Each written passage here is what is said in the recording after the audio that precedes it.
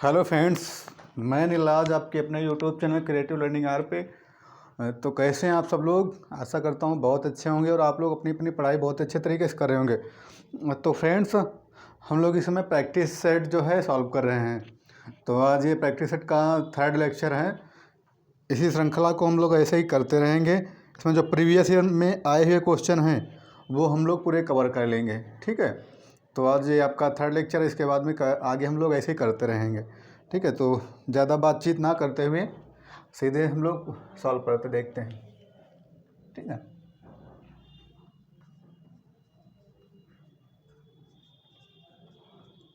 कौन सा है आपका? 3 है। तो इसमें हम लोग पर डे लगभग 20 से 25 क्वेश्चन करते हैं। तो आज का जो फर्स्ट क्वेश्चन है वो आपका है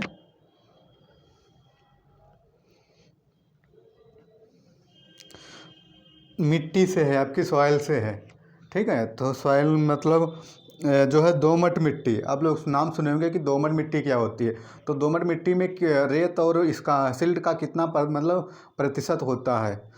तो इसमें दे रखा है क्वेश्चन। आप अगर इंग्लिश में वो लोग सुनिए, the soil the proportion of soil percentage of, ठीक है।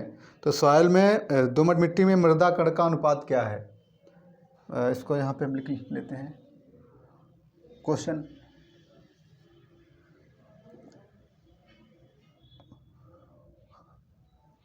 परसेंटेज ऑफ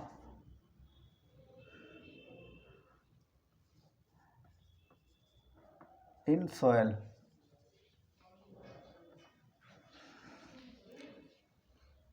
सॉइल पार्टिकल, ठीक है।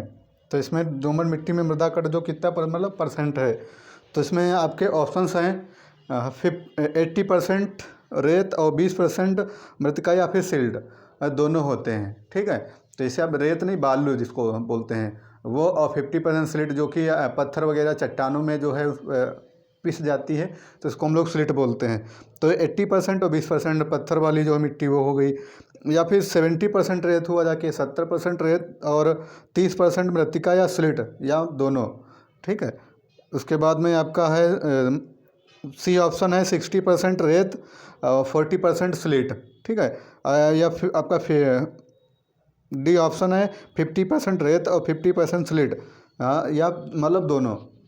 तो इसमें आपका जो है 50% कौन कौन से आएंगे? 50% सैंड आ जाएगी,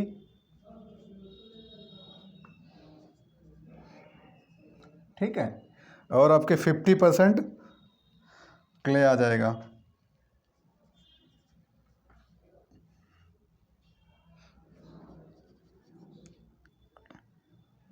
ठीक है। और दोनों ही आ जाएंगे इसमें। अगर इसको हिंदी में हम लोग लिखेंगे तो इसको बोलते हैं रेत,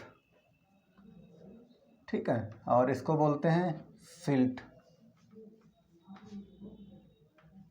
ठीक। तो जो आपकी है दोमट मिट्टी, दोमट मिट्टी, तो दोमट मिट्टी में 50% स्लिट आ जाएगी और 50% आपका जो रेत होगा। ये दो चीज़ें आपकी इसमें आ जाएंगी। तो ये आपका होगा क्वेश्चन यहाँ पे। तो इससे यही क्वेश्चन आएगा कि जो आपकी दोमट मिट्टी है इसमें स्लिट और रेत का परसेंटेज कितना होता है। तो 50-50% होता है, आप लोग याद रखिएगा, ठीक है। इसके बाद में नेक्स्ट क्वेश्चन है उड़ने वाली मछली कहा जाता है, फ्लाइंग फिश किसको बोलते हैं, ठीक है। क्या ये उड़ती है? आप लोग बताइए, क्या है मतलब ये जो है फिश है, ये क्या फ्लाइंग कर लेती है क्या? तो पहले हम लोग क्वेश्चन लिख लेते हैं, तब तक आप सोचिए। Flying fish, flying fish, flying fish किसको बोलते हैं? तो आपके ऑप्शन हैं शार्क, काइमेरा, लैटिमेरिया, एग्जीसोटस। तो ये आपकी 4 मछलियां हैं, ठीक है। चारों में कौन सी मछली जो फ्लाइंग कर लेती है, उड़ लेती है? तो कौन से ऑप्शन क्या होगा इसका? तो जो फ्लाइंग फिश होती है उसको एग्योसिटस को भी फ्लाइंग फिश बोलते हैं। वो उड़ती नहीं, वो ऐसा होता है कि जल में है तो जल के ऊपर इतने फोर्सफुली मतलब जल से निकलती है और काफ़ी ऊपर तक चली जाती है, फिर आके जल ही में मतलब वो नीचे गिर जाती है। तो इसी को फ्लाइंग फिश बोलते हैं। ठीक है, तो ये आपका होगा एग्योसिटस। कौन सी फिश है? एग्योसिटस। एग्योसिटस, ठीक है, या फिर इसको क्या बोलते हैं? फ्लाइंग फिश भी बोलते हैं। एग्योसिटस को फ्लाइंग फिश भी बोलते हैं। इसके बाद में जो है नेक्स्ट क्वेश्चन आपका है, रेट्रोग्रेसिव मेटामॉर्फोसिस किस में पाई जाती है? ठीक है, अवनतशील रूपांतरण जिसको बोलते हैं, रेट्रोग्रेसिव मेटामॉर्फोसिस को अवनतशील रूपांतरण बोलते हैं। ठीक है, तो ये किस में देखी जाती है? आपके ऑप्शन है एम्फियोक्सिस, हार्डमानिया, बालाइनोग्लासिस और आपका है डोलियोलम में। ठीक है, तो इसमें किसमें से मतलब रेट्रोग्रेसिव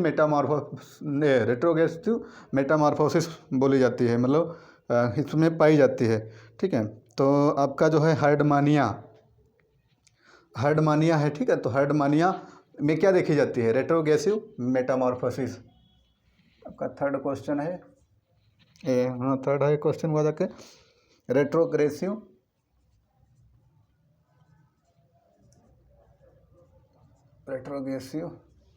मेटामॉर्फोसिस। रेट्रोग्रेसिव मेटामॉर्फोसिस किस में होती है? तो आपका ऑप्शन है हार्डमानिया। हार्डमानिया का और एक नाम बताइए आप लोग। ठीक है, हार्डमानिया का नाम बताइए। इसको क्या क्या बोलते हैं? सी स्क्वायड बोलते हैं, सी पोटैटो बोलते हैं, और मतलब इसके कई नाम हैं, सी स्क्वायड, सी पोटैटो, और इसको देखो कुछ दूसरे स्टेट में इसको और भी कुछ बोलते हैं, अभी याद आएगा तो हम आपको बताएंगे। तो इस हार्डमानिया आपका क्या है? इसमें रेट्रोग्रेसिव मेटामॉर्फोसिस पाई जाती है। ठीक है, तो ये आपका हो गया। अच्छा, एक आपका है जो फ्रॉग से, मेंढक से क्वेश्चन है, देखिए कौन सा है। मेंढक में और त्राण और श्रोण मेखला निम्न किस मतलब कौन सी संधि पाई जाती है? ठीक है, पेल्विक गर्डिल और पेक्टोरल गर्डिल। ठीक है, पेक्टोरल और पेल्विक गर्डिल के बीच में कौन सा कब्जा पाया जाता है? ठीक है, तो ये आप बताइए कि या फिर जॉइंट। ठीक है, क्वेश्चन हम लोग लिखते हैं फिर उसके बाद देखते हैं इसका answer. First, joint of pectoral girdle and pectoral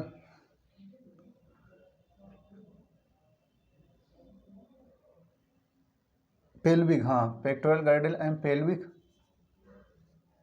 girdle. ठीक है, तो पेक्टोरल और पेल्विक इसके बीच में कौन सा मतलब कब्जा पाया जाता है या फिर इस ज्वाइंट पाया जाता है? तो इसमें आपके हैं हिंज हिंज ज्वाइंट पाया जाता है, या फिर धुरी या पियोट जिसको सॉकेट बोलते हैं, काठी या सैडल बोलते हैं, या फिर बाल एंड सॉकेट पाया जाता है। ठीक है, जिसको कांदुक और सॉकेट बोलते हैं। तो इसमें आपका है जो आंसर होगा बाल and socket.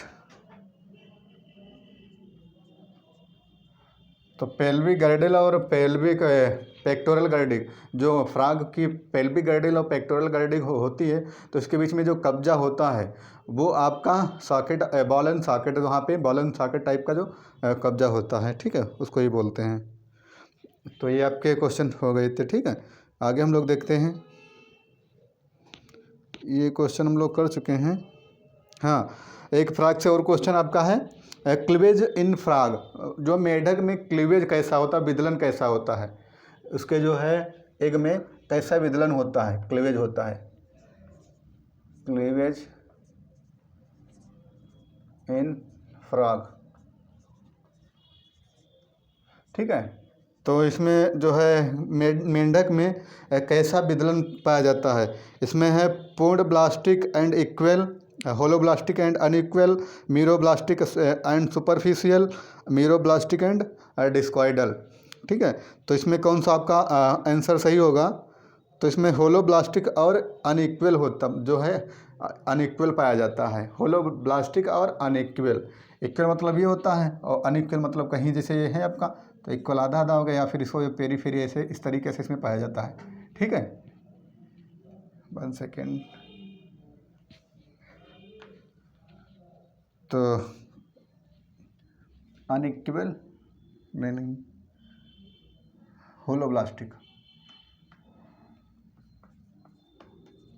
Holoblastic and unequal.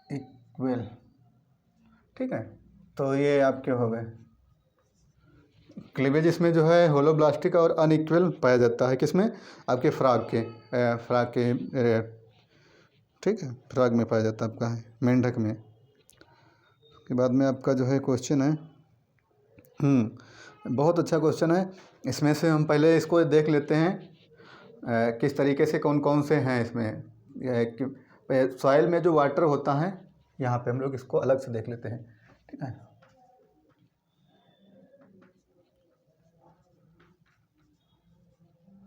Soil and water. ठीक है, ये आपका सॉइल एंड वाटर हो गया, total soil water. Total soil water को बोलते हैं होलार्ड। ठीक है, टोटल सॉइल वाटर को होलार्ड बोलते हैं। और प्लांट के लिए जो है क्रेसाइड, प्लांट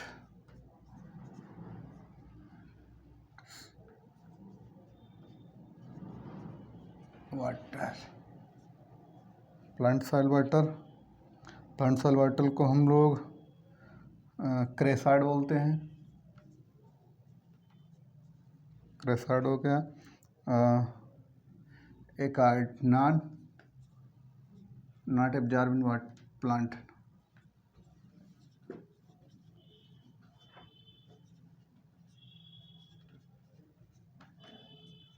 एक आर्ड। ठीक है, सॉइल एंड वाटर आपका जो है जो मृदा में जल, सॉइल एंड वाटर जो होता है पानी में जो है आपका, सॉरी मृदा में जल, टोटल कितना होता है उसको बोलते हैं होलार्ड। जैसे आप देखिए कि मृदा जो होता है उसमें देखा जाता है कि जो वाटर होता है मृदा में आपके, तो मृदा में जितना वाटर टोटल होगा तो उसको होलार्ड बोलेंगे। ठीक है, प्लांट या फिर प्लांट के लिए जो सॉइल वाटर है आपका जो है पौधे के लिए, पौधे से वो कितना अवशोषित कर लेगा, पौधा जो है मृदा से कितना वाटर अवशोषित कर लेगा, उसको क्रेसाइड बोलते हैं। ठीक है, और जो जितना वाटर मृदा से अवशोषित नहीं कर पाएगा उसको एकार्ड बोलते हैं। ठीक है, तो अगर हम यहाँ पे देख लें, होलार्ड बराबर क्रेसाइड प्लस एकार्ड। ठीक है, तो ये आपका हो गया। ये इसमें 3-4 चीज़ें हैं जो बहुत इम्पॉर्टेंट हैं आपकी। ठीक है, तो आप लोग देख लीजिए। Soil in water, total water मतलब जितना होता है, total soil water in Hollard, मृदा में टोटल जल, प्लांट के लिए जितना चाहिए उसको क्रेसाइड बोलते हैं, और नॉट जितना एब्जॉर्ब नहीं कर पाए उसको एकार्ड बोलते हैं। तो ये टोटल वाटर हो गया, ये क्रेसाइड आपका प्लांट के लिए हो गया, और जो प्लांट नहीं एब्जॉर्ब कर पाए उतना ही हो जाए। तो अगर पूछे मृदा में टोटल वाटर को क्या बोलते हैं, तो होलार्ड बोलते हैं। ठीक है, तो यहाँ से क्वेश्चन पूछ ले जाता है कि कोई जैसे क्वेश्चन दिया है, पौधे के द्वारा अवशोषित मृदा को क्या कहते हैं? उसके द्वारा आपका है, पौधे के द्वारा अवशोषित मृदा को, जल को क्या कहते हैं? तो पौधे के द्वारा क्या है? प्लांट के लिए सॉइल वाटर क्या है? क्रेसाइड है, इसको बोलते हैं। ठीक है, तो यहाँ पे हम लोग एकदम से इतनी चीज़ें सब लोग देख लिए। हम ऐसे बॉक्स में बंद किए दे रहे हैं, आप नोट कर लीजिए एक साथ में। इसके बाद हम नेक्स्ट क्वेश्चन देखते हैं। भारत में जो है गेहूं में रतुआ रोग, ठीक है, रतुआ, इसको बोलते हैं रतुआ रोग के वार्षिक पुनरावृत्ति का किसने वर्णन किया था, ठीक है, या फिर वाइट रस्ट ऑफ इसको बोलते हैं रस्ट ऑफ व्हीट, ठीक है, गेहूं में जो रस्ट रोग लगता है उसका वर्णन किसने किया था। तो आपके जो वैज्ञानिक कौन थे जिन्होंने गेहूं में जो है श्वेत रक्त जो है, श्वेत रस्ट जिसको बोलते हैं वाइट रस्ट, ठीक है, तो इसको मतलब डिफाइन किसने किया था। तो आपके वैज्ञानिक थे बीबी मुंडरकर, केसी मेहता, आर.एस. सिंह और ई.जे. बटलर। तो आपके केसी मेहता साहब थे, उन्होंने ही मतलब वाइट रस्ट की डिफाइन किया था उसको। डिस्क्राइब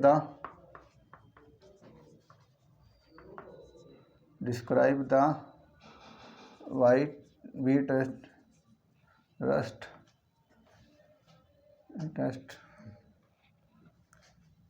टेस्ट, ठीक। केसी मेहता साहब थे, उन्होंने ही इसको मतलब डिस्क्राइब किया था, ठीक है। तो 7th क्वेश्चन नंबर नेक्स्ट देख लेते हैं। प्लेंकी अवस्था किसके जीवन चक्र में पाई जाती है।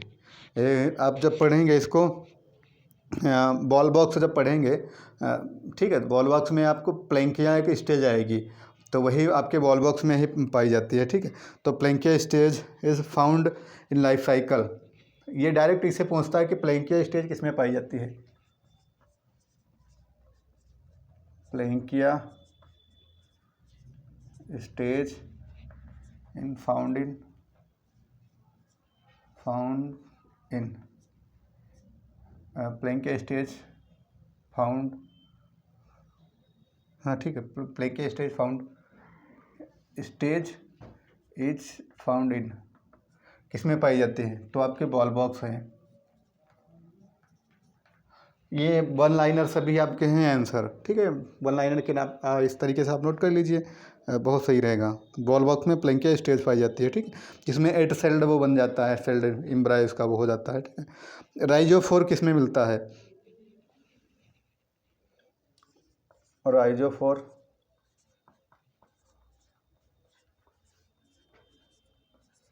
राइजोफोर इज फाउंड इन,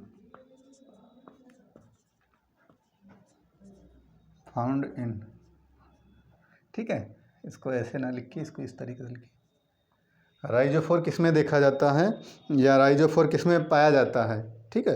तो आपके ऑप्शन है मार्सिलिया, क्या है, मार्सिलिया में होता है, या फिर इक्विसिटम में होता है, लाइकोपोडियम में, सेलेजिनेला में होता है। तो आपको जो ऑप्शन है सेलेजिनेला, ठीक है, सेलेजिनेला, ठीक है। ये होमो है या फिर हेट्रोस्पोरस है, आप बताइए। सेलेजिनेला जो है ये टेरिडोफाइट है, क्या है, टेरिडोफाइट है। तो ये होमोस्पोरस या फिर हेट्रो है, तो यहाँ कैसा है, हेट्रो, ठीक है, यहाँ पे नोट कर लीजिएगा, ये हेट्रोस्पोरस है। ग्लाइकोलिसिस के संबंध में क्या सही नहीं है, इसके ऑप्शन नहीं है आपके, हम लोग आगे देखते हैं। पैलिमान से आपका आ गया है, ठीक है, पैलिमान से, in Palaemon is the statocyst in present within appendage, इसके किस अपेंडेज में टेंटिकल पाए जाते हैं, ठीक है। तो पहले क्वेश्चन नोट कर लेते हैं। इन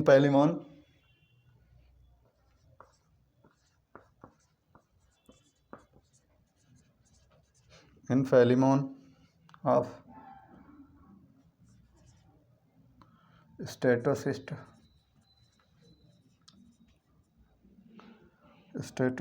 are present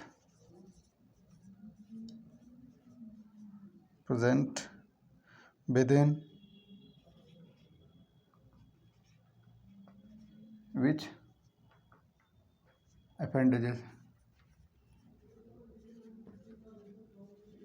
ठीक। तो इसके किस अपेंडेज में जो है स्टेटोसिस्ट पाए जाते हैं। अच्छा, स्टेटोसिस्ट का मतलब कार्य क्या होता है, आप बताइए। स्टेटोसिस्ट मतलब इसमें क्या मतलब इनका कार्य क्या होता है। तो अब बताइए स्टेटोसिस्ट का कार्य क्या है? बताइए बताइए किस क्या कार्य है? जो इनके एंटीला होते हैं, स्टेटोसिस्ट का कार्य होता है बैलेंसिंग। ठीक है, जो जितने भी जब आपके वाटर में रहेंगे ये पैलिमान वगैरह जब होगा तो उसमें बैलेंसिंग का ये सब कार्य, स्टेटोसिस्ट बैलेंसिंग का कार्य करता है। ठीक है, जैसे कि आप देखते हैं कि मछलियाँ या फिर जितने होते तो ऐसे तैरते रहते हैं ना पानी में, ऐसे ऐसे नहीं होते हैं। जब वो चाहें तभी उनकी, तो ये स्टेटोसिस्ट ही का कार्य होता है कि बैलेंसिंग, जो ये इसको बैलेंसिंग आर्गन भी बोलते हैं। ठीक है, तो ये किस में पाया जाता है? एंटीला में।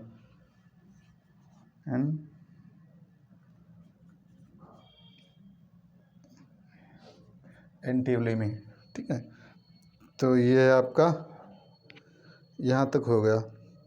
एक इसके बाद में न्यूक्लियोसोम में होता है न्यूक्लियो क्या है, न्यूक्लियोस, हाँ न्यूक्लियोसोम बना होता है। अब न्यूक्लियोसोम में क्या होगा बताइए? न्यूक्लियोसोम होता क्या है? सबसे पहले ये बताइए कि न्यूक्लियोसोम, क्वेश्चन लिखते हैं हम लोग।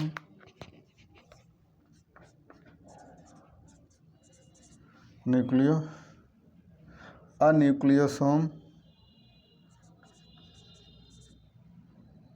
consist of. ठीक है, तो न्यूक्लियोसोम में क्या होता है? ऑप्शन आपके हैं RNA histone, non histone, DNA histone, और फिर आपका है डीएनए हिस्टोन, नॉन हिस्टोन, ये सब टोटल सब कुछ। तो इसमें क्या पाया जाता है? न्यूक्लियोसोम में आपके डीएनए और हिस्टोन पाया जाता है। क्या होता है? DNA plus histone. ठीक है, याद रखें इसमें आरएनए क्या होता है? आरएनए, ठीक है, अब्सेंट होता है। न्यूक्लियोसोम में कभी आरएनए नहीं पाया जाएगा, ये इसमें नहीं होता है। ठीक है, तो ये 10 नंबर आपके क्वेश्चन 10 हो गए। उसके बाद में हम लोग एक देख लेते हैं, अगर जैसे मनुष्य का अगर ब्लड ले लिया जाए, फिर इसको सेंट्रीफ्यूगल तरीके से इसको बहुत तेज़ी से घुमाया जाए। ठीक है, जैसे किसी उसमें रख लिए कोई भी आपका पॉइंट वगैरह है तो उसमें रख लिए इसको, फिर सेंट्रीफ्यूगल किया जाए, मतलब बहुत तेज़ी से घुमा दिया जाए इसको। ठीक है, तो उसमें ऐसे कौन से होंगे इसमें के तत्व जो कि तली में बैठ जाएंगे और सब, और कौन से ऊपर रहेंगे? तो सबसे जो है इसमें तली में कौन सा इसमें बैठ जाएगा? तो इसमें आपके ऑप्शन है रक्ताण, एरिथ्रोसाइट, या फिर ल्यूकोसाइट, या प्लेटलेट्स, या फिर प्लाज्मा। ठीक है, तो हम लोग इसको पहले नोट कर लेते हैं। क्वेश्चन बहुत बड़ा है तो आप ऐसे ही याद रखिए इसको। एरिथ्रोसाइट जो है आपकी, वो सबसे पहले तली में इस बैठ जाती हैं। ठीक है, एरिथ्रोसाइट या फिर रक्ताण जिसको बोलते हो। ठीक है, तो हम इसको ऐसे लिख लेते हैं, erythrocyte,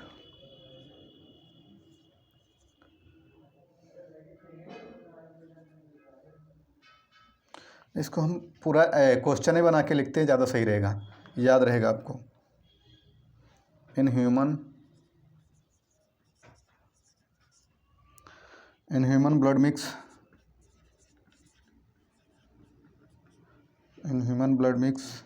with N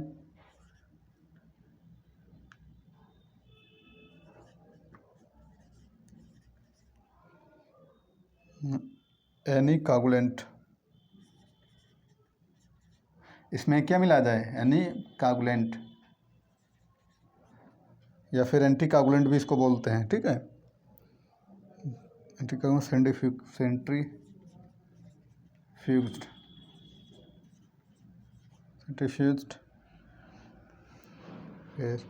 which of the following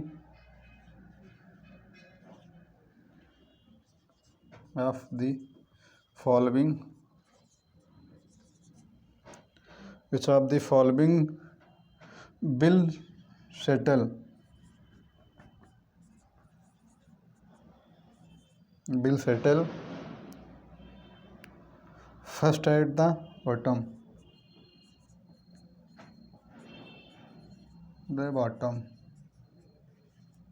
bottom में सबसे पहले कौन से आ जाएंगे? Bottom of the centrifuge tube, centrifuge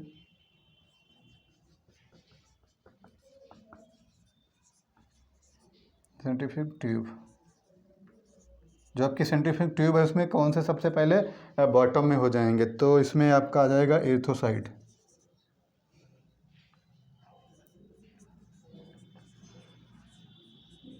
ठीक है। सेंट्रीफ्यूज ट्यूब में क्या करें, इसको मतलब वो कर दें, मिक्स कर दें बहुत तेज़ी से। तो सबसे पहले आपके इथ्रोसाइड जो आपके कहाँ आ जाएंगे, बॉटम में आ जाएंगे।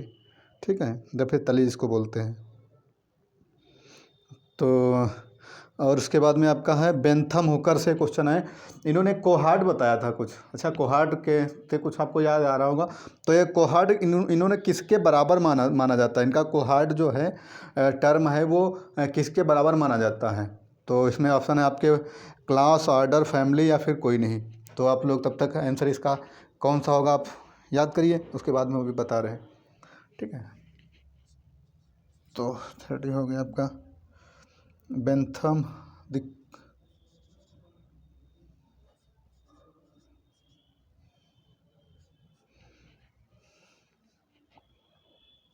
Cohort of Bentham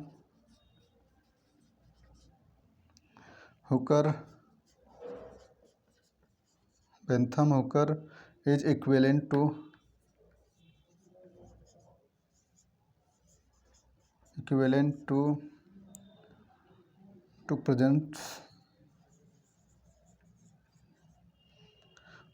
day.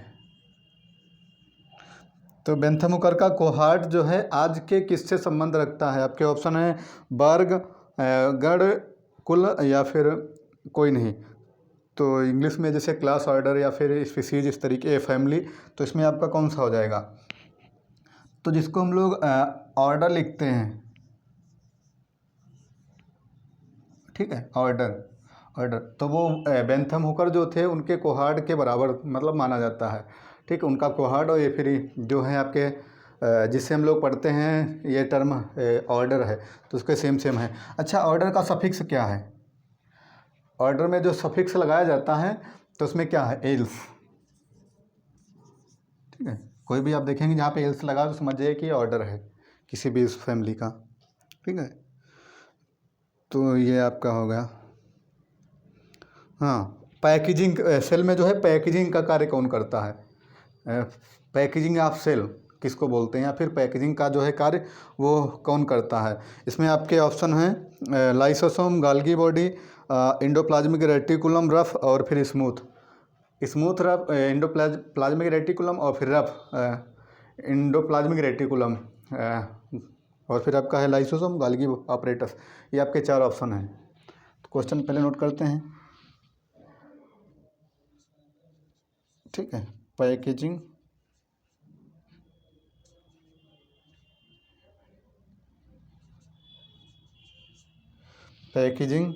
Of cell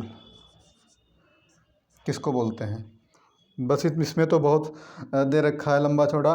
जैसे का कार्य द्रव को संवेदित के आंतरिक कोशिका के लक्ष्य पहुंचाना या कोशिका के बाहर श्रावण करना होता है। तो इसमें जो आपका आएगा गोल्गी ऑपरेटस, गोल्गी ऑपरेटस। ठीक है, गोल्गी ऑपरेटस का पैकेजिंग ऑफ सेल जो है, सेल में जो पैकेजिंग का कार्य है या फिर इसको कैरी का कार्य है। कैरी मतलब ले जाना। ठीक है, कोरियर, ये कैसे कोरियर नहीं, आपके जैसे आप कुछ ऑनलाइन मंगवाते हैं तो कोरियर आता है। तो इस तरीके से पैकेजिंग, जो पैकेजिंग का कार्य है वो गोल्गी ऑपरेटस का है, या फिर गोल्गी बॉडी भी इसको बोल देते हैं। ठीक है, इसमें और ऑप्शन है लाइसोसोम। लाइसोसोम क्या होता है। लाइसोसोम जो है आपके कोई भी जैसे सेल है आपकी जो क्या होती है, डेड हो जाती है, तो उसको क्या कर देता है, ये लाइसिस कर देता है या फिर उसको नष्ट कर देता है। ठीक है, तो वहाँ पे देखते हैं आप जहाँ पे चोट लगी होगी उसके साइड में आप लाल लाल हो जाता है। ठीक है, रेड कलर का। तो वो इसी वजह से होता है कि वहाँ पे जो है लाइसोसोम क्या है, एक्टिव हो गया। और लाइसोसोम वो जो आसपास की सेल हैं तो उनको लाइसिस या फिर नष्ट कर देता है। अगर वो नष्ट ना करे तो फिर वो इसी तरीके से दूसरी सेल भी इन्फेक्शन के रूप में मतलब आ जाएंगी। तो ये मतलब इसीलिए लाइसोसोम क्या करता है, उनको नष्ट कर देता है। ठीक है, तो ये और जो आपका है रफ इंडोप्लाज्मिक रेटिकुलम। रफ देखो, इंडोप्लाज्मिक रेटिकुलम 2 तरीके से होते हैं। यहाँ पे आप देख लीजिए, रेटिकुलम। ठीक है, एक होता है रफ रफ इंडोप्लाज्मिक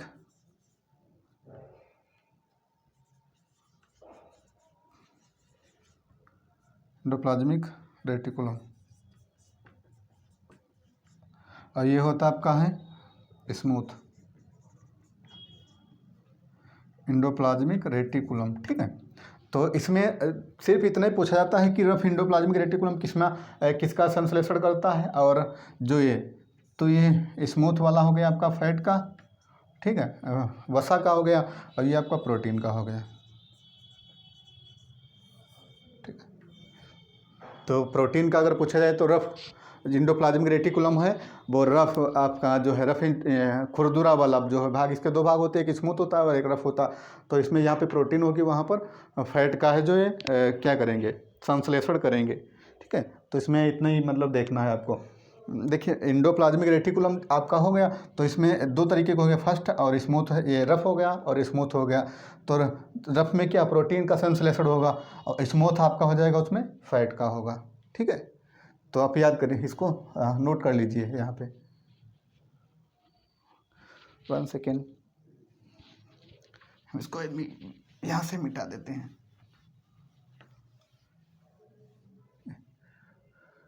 ये भी आप लोग नोट कर लिए हो तो इसको भी यहाँ पे इरेज करिए।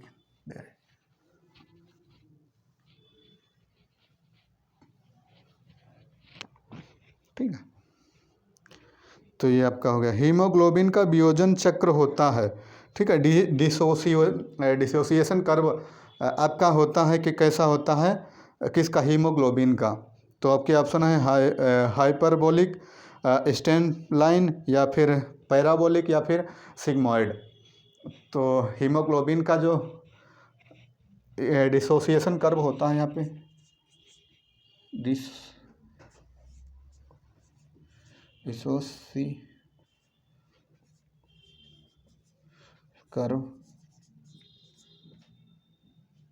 कर्व इन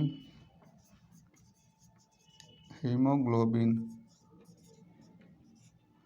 ठीक है, हीमोग्लोबिन का डिसोसिएशन कर्व कैसा होता है, तो आपके ऑप्शन है हाइपरबोलिक, स्टेंट, और फिर पैराबोलिक, या फिर सिग्मॉइड। तो आप ऐसे याद रखिए, इसको सिग्मॉइड होते हैं। ठीक, कैसे होते हैं सिग्मॉइड, इसका जो है डिसोसिएशन कर्व कैसा होता है, सिग्मॉइड होता है। ठीक है, तो ये आपके आज 15 इधर क्वेश्चन कंप्लीट हो गए। इसके बाद में हम लोग देख लेते हैं आगे। आपका यूनियो से क्वेश्चन है, और यूनियो से एक बहुत ही इम्पॉर्टेंट चीज़ है, जो कि यूनियो मतलब जो आपका है यूनियो के हार्ट में एक चीज़ जो पाई जाती है, वो आप बताइए, मतलब वो किसी भी आपके जो एनिमल में कहीं नहीं पाई जाएगी, वो आपके यूनियो के जो है हार्ट में पाई जाएगी। ठीक है, तो यूनियो का जैसे ये हम लोग देख लिए, यहीं पे देख लेते हैं, यूनियो हो गया। ठीक है, तो यूनियो का जो किसी भी तरीके का आप ऐसे बना दीजिए हार्ट, तो इसमें क्या होता है, इसकी एक वो जो होती है इंटेस्टाइन, तो इसके हार्ट से मतलब हार्ट से होकर जाती है। ठीक है, तो एक कैसे जाएगी, इंटेस्टाइन में जो है इसकी हार्ट से इंटेस्टाइन जो है होके जाती है, या फिर एक ऐसी, हम लोगों के इंटेस्टाइन कहाँ है, तो मतलब जो इससे हार्ट से कोई मतलब ही नहीं रहता, लेकिन जो यूनियो का हार्ट होता है उसका हृदय, तो उसी से मतलब उसके इसकी इंटेस्टाइन बीच से होकर जाती है। ठीक है, तो ये मतलब किसी भी एनिमल में नहीं पाया जाता है, तो यूनियो की बहुत स्पेशलिटी है ये वाली। ठीक है, फिर हम लोग यूनियो से क्वेश्चन है, टिनेडियम ऑफ यूनियो आर्बिस टाइप। तो यूनियो का जो है यूनियो का टिनेडियम कैसा होता है। ठीक है, पेयर्स होता है, सिंगल पेयर, या फिर किस तरीके से होता है। तो हम लोग क्वेश्चन पहले लिखते हैं, ऐसे कर लेते हैं, टिनेडियम ऑफ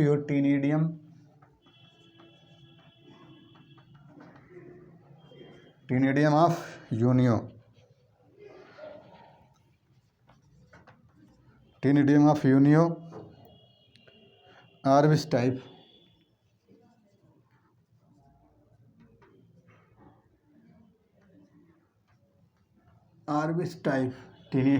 जो है यूनियो का टिनेडियम कैसा होता है। तो इसमें टाइप भी दे रखे हैं, प्रोटोबैंक, फिलिब्रैंक, या फिर इलोमी लिब्रैंक, या फिर सेप्टोब्रैंक। तो इसमें आपका ऑप्शन है, मतलब देखो इसके जो हैं, इनको जो है टिनेडियम को क्या बोलते हैं, टिनेडियम को गिल्स भी बोलते हैं। ठीक है, टिनिडियम तो हैं, या फिर इनको गिल्स भी आप बोल सकते हो। तो इसके जो गिल्स कैसे होते हैं, पेयर्ड होते हैं, तो फिर ये आपके सिंगल पेयर होते हैं। ठीक है, तो हम यहाँ पे लिखे दे रहे हैं सिंगल पेयर हो गया। और इसमें आपका इलिमी यू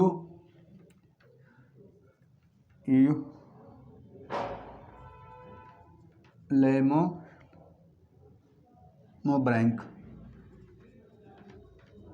ठीक है, सिंगल पेयर इलोमोब्रैंक टाइप के जो इसके टिनिडियम होते हैं, किसके, यूनियो के। और यूनियो के हृदय में क्या है, यूनियो के हृदय से इंटेस्टाइन उसके जो है आंत गुजरती है। ठीक, ये आप याद रखिएगा। और किसी की मतलब कि किसी भी एनिमल के हृदय से आंत नहीं गुजरती है, ठीक है, या फिर उसके इंटेस्टाइन नहीं गुजरती है। तो ये आपका एंडोथेलियम नहीं अच्छा, टी एच मॉर्गन ने अपनी अनुवांशिक कार्यों के लिए किसका मतलब प्रयोग किया था। टी.एच. मॉर्गन साहब थे, मतलब इन्होंने जेनेटिक्स पे बहुत ज़्यादा इनका योगदान रहा। मेंडल वगैरह मेंडल जो हैं इस तरीके से जेनेटिक्स के बाद मतलब उन्होंने बहुत ज़्यादा किया, प्लांट पे बहुत ज़्यादा किया। इसी तरीके से इन्होंने क्या किया, मैं जो है टी.एच. मॉर्गन साहब थे, इन्होंने मतलब एनिमल में बहुत ज़्यादा इन्होंने प्रयोग किए। तो ऐसा मतलब कौन सा जंतु था जिसपे टी.एच. मॉर्गन साहब ने मतलब बहुत ज़्यादा एक्सपेरिमेंट किए। तो आपके ऑप्शन हैं ड्रोसोफिला, नियोस्पोरा, पाइसम या फिर अनोथोरा। ठीक है, तो हम लोग पहले लिख लेते हैं TH. Morgan of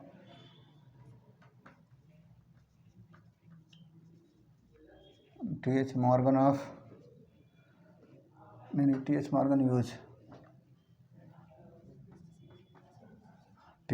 use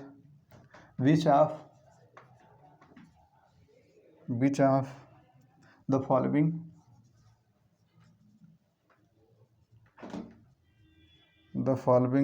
foremost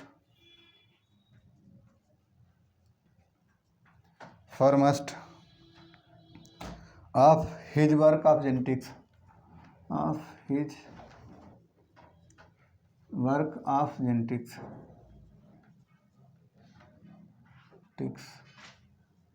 ठीक है। तो जेनेटिक्स में टी.एच. मॉर्गन ने जो किया था वो आपका ड्रोसोफिला पे था। क्या, ड्रोसोफिला,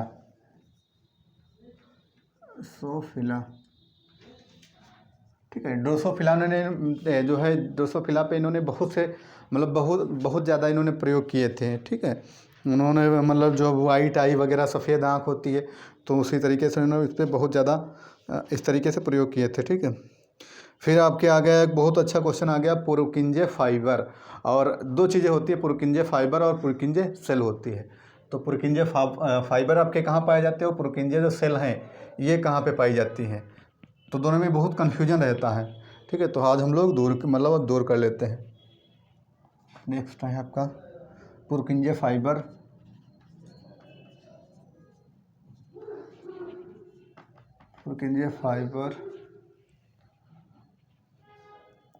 आर फाउंड इन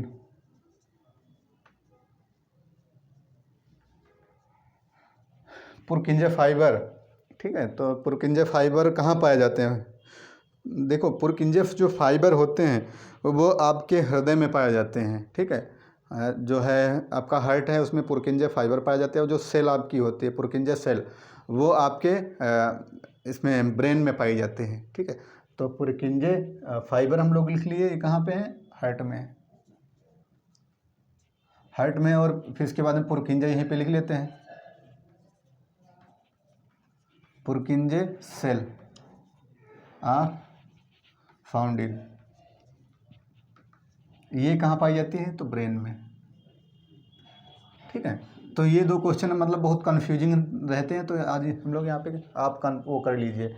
ठीक है, जो है सेल आपका CB से, ऐसे अगर इसमें भी वो हो रहा हो तो फिर आप यहाँ से याद करिए B और उसके बाद में तुरंत C। ठीक है, FGH। ठीक है, गैप है। तो जैसे ब्रेन में क्या है, ब्रेन में कैसी हैं, सेल हैं या फाइबर हैं, तो B फॉर ब्रेन और C फॉर सेल। ठीक है। तो ऐसे B for brain, C for cell, आप ऐसे याद रखिए। ब्रेन में क्या है, सेल है, फाइबर है, तो ब्रेन में सेल है, कौन सी सेल, पुरकिंजे सेल है। या पुरकिंजे फाइबर किस में है, तो जी एफ, ठीक है। तो आपका हार्ट में हो गया, ठीक है। ये आपके यहाँ तक क्वेश्चन हम लोग कंप्लीट कर लिए। और आपका बोट्राइडल जो टिश्यू किस में पाए जाते हैं, बोट्राइडल टाइप के जो टिश्यू हैं, कई तरीके से आप ऊतक जब पढ़ेंगे तो बोट्राइडल ऊतक किस में पाए जाते हैं, ठीक है। तो इसमें आपके ऑप्शंस हैं, पेरिटिमा जिसको कि केचुआ बोलते हैं, नेरिस, हिरुडिनेरिया या एफ्रोडाइट। तो हम लोग देख लेते हैं botryoidal tissue found in, tidal tissue found in,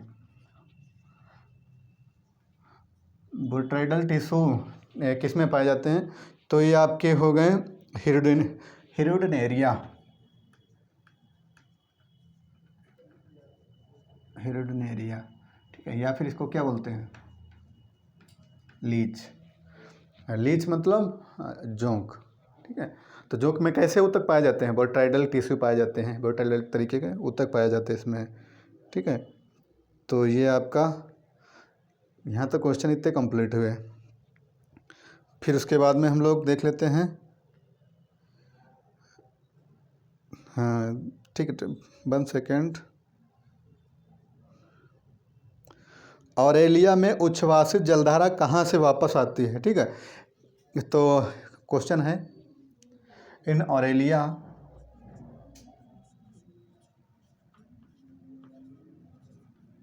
Aurelia Abelia किसका मेंबर है, अब बताइए। द एक्सहेलेंट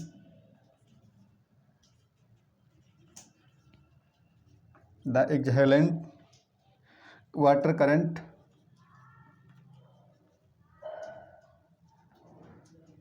करंट रिटर्न थ्रो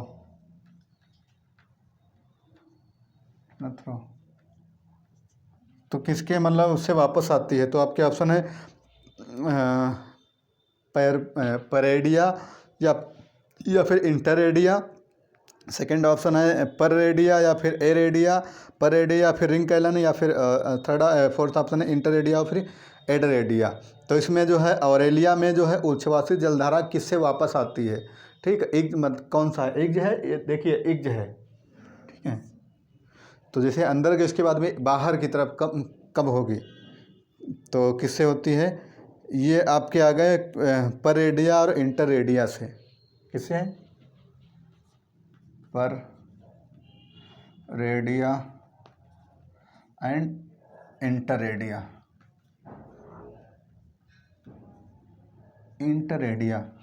परेडे या फिर इंटरेडिया से क्या होगी, वापस आ जाएगी।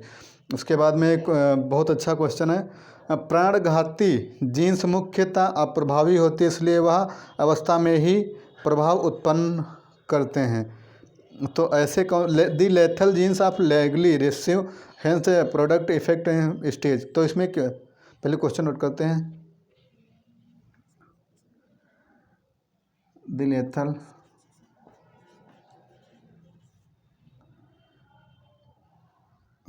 Genes are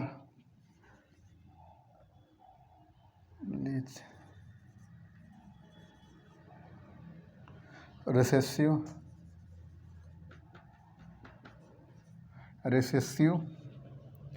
hence they, sorry यहाँ तक विसर से लिखते हैं, hence they produce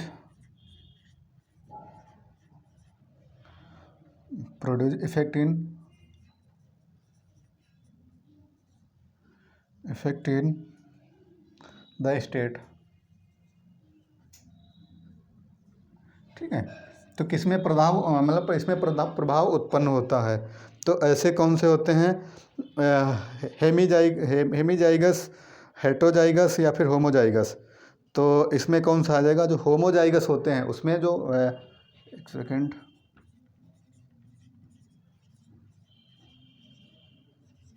ठीक है। जो होमोजाइगस होते हैं उसमें प्राणघाती जीन जो मुख्यतः जो प्रभाव उसमें क्या होता है, उत्पन्न होता है। इंग्लिश में the lethal genes of largely recessive hence the produce effect of the stage. तो किसमें होमोस्पोरस जो होते हैं उसमें होमोस्पोरस स्टेज में क्या होते हैं, प्रभाव उत्पन्न, मतलब इसमें रिसेसिव रहते हैं इसमें, ठीक है, इनके जो इफेक्ट होते हैं। तो इस तरीके से आपके आगे। हाँ, और इसके बाद में आपका क्वेश्चन है विच of the following is upright pyramid. ठीक है, अपराइट, तो अपराइट पिरामिड किस में होता है, मतलब अपराइट मतलब हमेशा ऊपर की तरह पिरामिड रहे। तो जब आप पिरामिड पढ़ेंगे पूरा तो फिर इसमें अपराइट हमेशा मतलब विच ऑफ द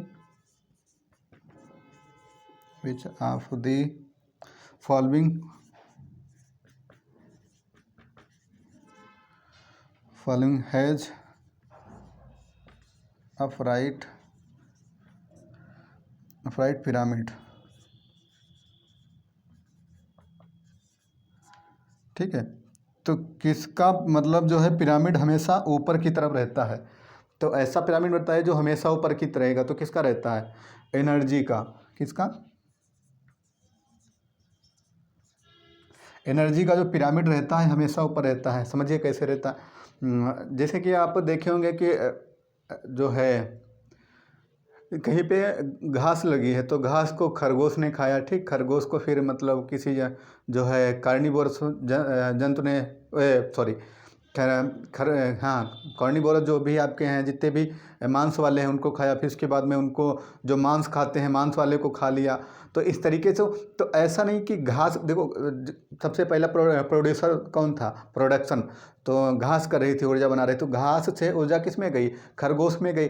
अब ठीक ऐसा उल्टा नहीं हो सकता कभी, मतलब ऊपर की तरफ रहता है। अब ऐसा नहीं होगा कि खरगोश को घास खा जाए तो उसकी एनर्जी, खरगोश की एनर्जी जो है घास ले ले, ठीक है।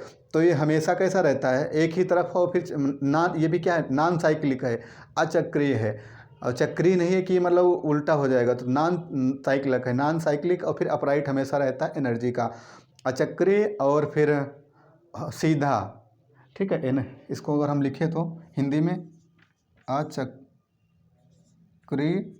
और सीधा, ठीक है, नॉन साइक्लिक